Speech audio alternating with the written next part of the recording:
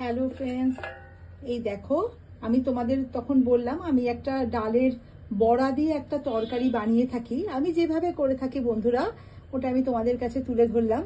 এটা তোমরা ধোকার ডালনা হিসেবেও বানিয়ে থাকো, সেটা তো রেডিমেড গুঁড়ো কিনতে পাওয়া যায়, সেভাবেও হয়ে থাকে। অনেক লোকজন খেলে অনেক সময় আমাদেরও সেটা করতে হয়, এনে বানাতে হয়।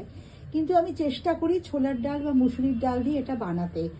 আমি ছোলার ডাল মুসুরির ডাল দুটোই রাত্রিবেলা যেটা দিয়ে করব, যে কোনো একটা ডাল, সেই ডালটা আমি রাত্রিবেলা জল দিয়ে ভিজিয়ে রাখি।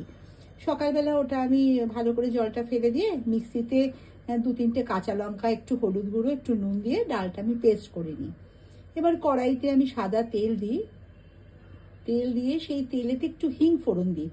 হিং দেওয়ার পরে তাতে ওই ডাল যে পেস্ট করে রেখেছি মিক্সিতে, ওটা আমি তার মধ্যে ঢেলে দিয়ে নাড়াচাড়া করে জলটা যখন একটু টেনে শুকনো শুকনো হয়ে যায়, তখন সেটা আমি নামিয়ে একটা থালার মধ্যে রাখি এবং একটু ঠান্ডা হয়ে গেলে সেটাকে আমি এরকম করে মাপ মতন এরকম শেপ দিয়ে সেগুলোকে কেটে নিই।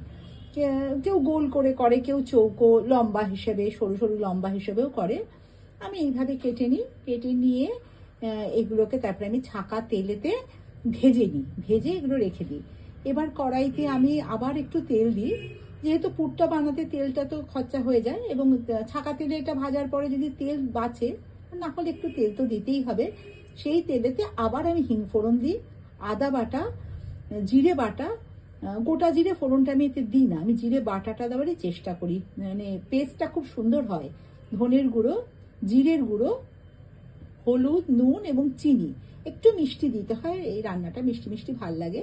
এবং আরও 2-3টে কাঁচা লঙ্কা দিয়ে ওটা নাড়াচাড়া করি ভালোভাবে করে। যখন মশলাটা কষে যায়, কেউ টমেটোও দেয় বন্ধুরা, আজকে আমার টমেটো ছিল না তাই আমি দিতে পারিনি। দিয়ে আমি তারপরে যখন মশলাটা কষে যায় তার মধ্যে জল ঢেলে দিই। জল দিয়ে দিলে জলটা তো ফুটতে থাকবে, যখন যখন একটুখানি ঘন হয়ে উঠবে ঝোলটা, তখন তার মধ্যে ভেজে রাখা এই বড়াগুলো দিয়ে দিই। এটা ছোলার ডাল দিয়ে করলে বেশি ভালো লাগে, মুসুরির ডালেও খারাপ লাগে না।